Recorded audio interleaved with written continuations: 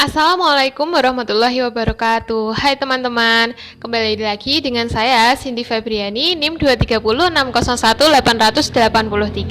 dalam mata kuliah histologi. Nah, pada kesempatan kali ini kita akan membahas topik mengenai anatomi jaringan tumbuhan. Nah, yang kita tahu kan jaringan tumbuhan itu dibagi menjadi dua. Ada jaringan meristem dan juga jaringan permanen. Nah, ini berdasarkan kemampuan sel melakukan pembelahan. Ada jaringan meristem dan juga jaringan permanen. Nah, di jaringan meristem ini dibagi lagi menjadi beberapa. Ada jaringan meristem apikal, jaringan meristem lateral, dan juga jaringan meristem interkalar. Nah, untuk yang jaringan permanen ini juga dibagi lagi menjadi beberapa jenis.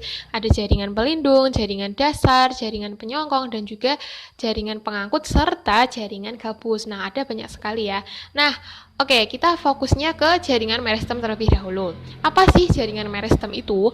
Jaringan meristem yaitu jaringan yang selalu tumbuh dan belum mengalami diferensiasi. Nah, jadi suatu tumbuhan itu dapat tumbuh karena adanya jaringan meristem. Nah, lebih rincinya lagi, jaringan meristem adalah jaringan yang sel penyusunnya bersifat embrional. Artinya terus-menerus membelah diri untuk menambah jumlah sel tubuh tumbuhan.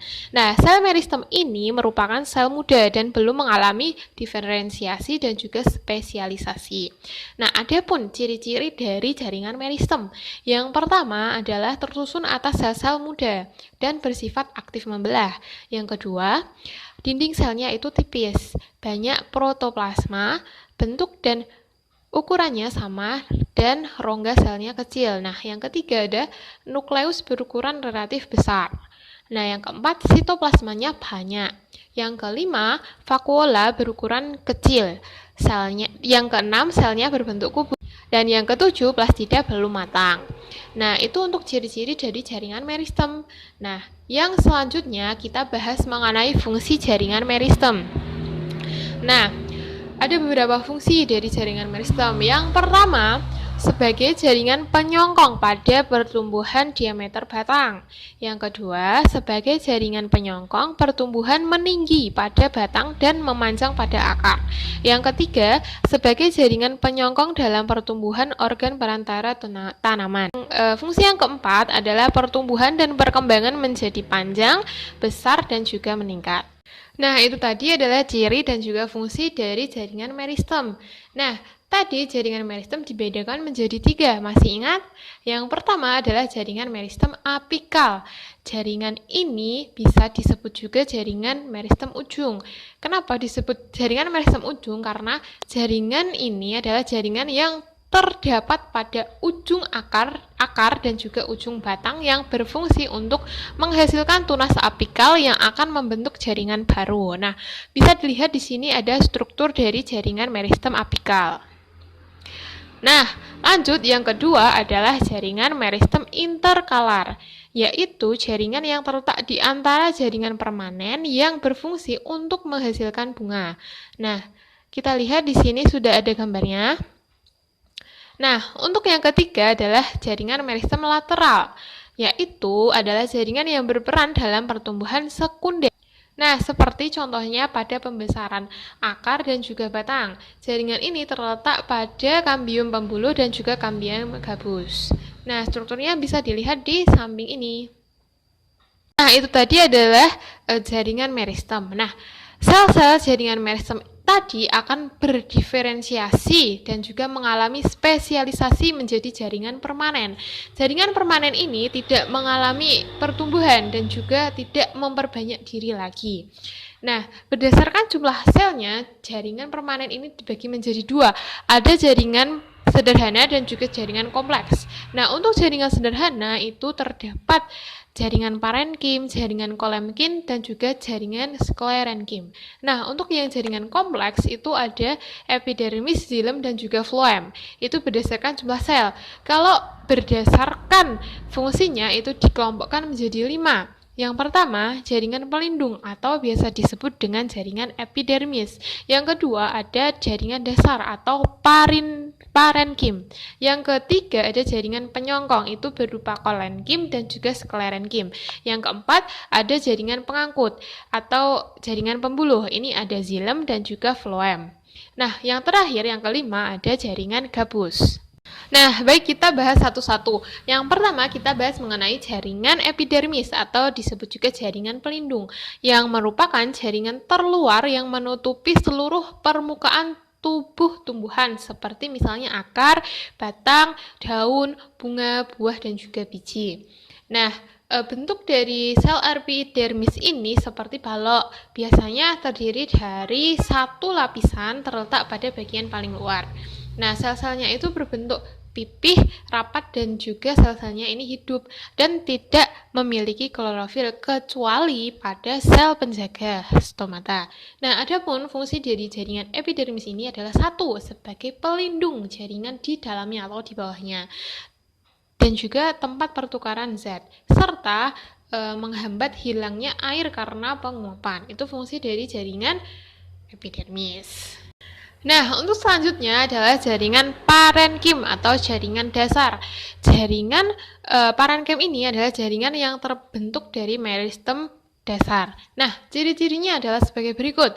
Yang pertama, susunan sel tidak rapat, tidak selalu berkloroplas, terdiri dari sel-sel hidup, banyak vakuola, ukuran sel besar, dinding selnya tipis, dan juga banyak rongga-rongga antar selnya.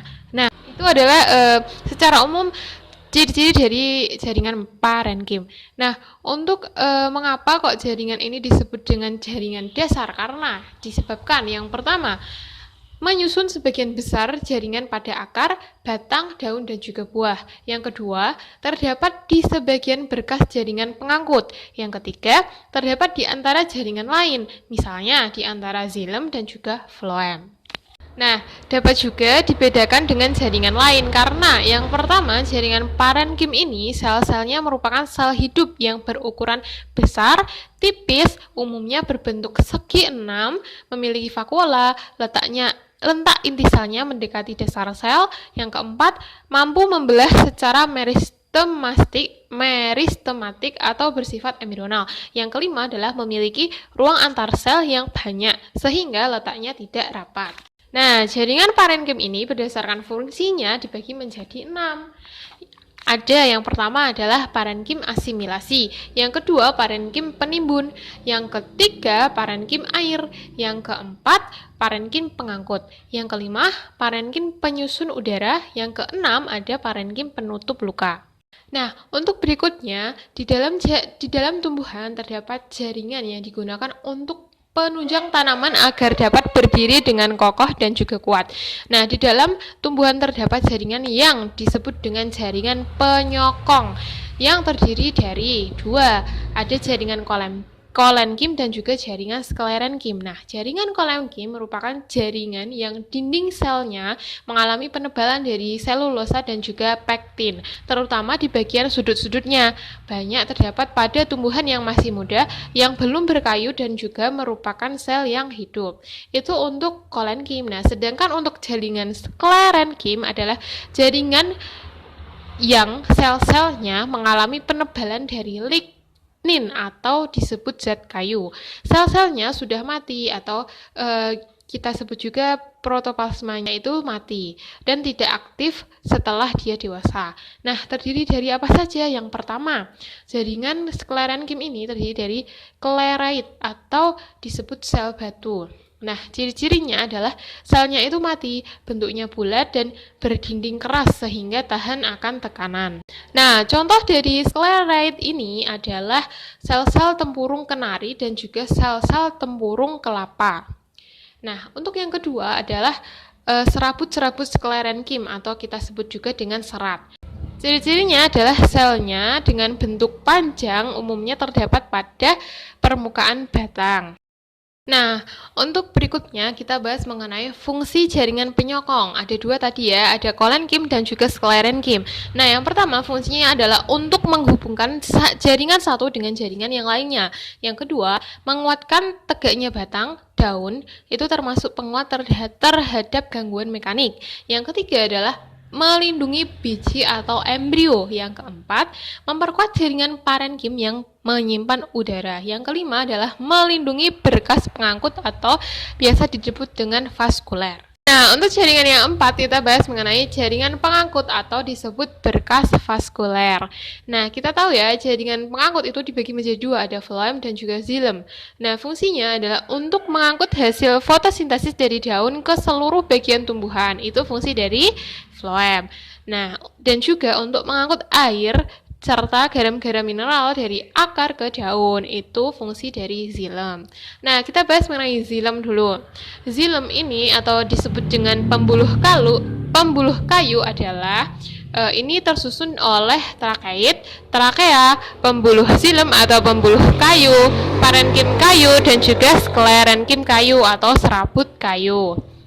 Nah, xilem ini tadi berfungsi untuk menyalurkan air dan juga unsur hara dari akar ke daun.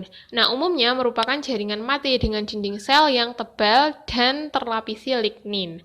Nah, macam-macam susunan sel jaringan xilem yaitu yang pertama trakea atau pembuluh kayu, parenkim xilem, serabut atau serabut xilem. Nah, sedangkan floem ini tersusun oleh sel-sel ayakan atau tapis, pembuluh tipis, sel pengiring, sel parenkim, kulit kayu, dan serabut kulit kayu atau kita sebut dengan sel sklerenkim.